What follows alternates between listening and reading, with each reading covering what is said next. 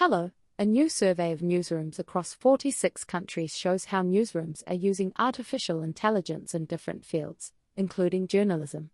Some of the newsrooms have published AI articles riddled with errors or offensive suggestions.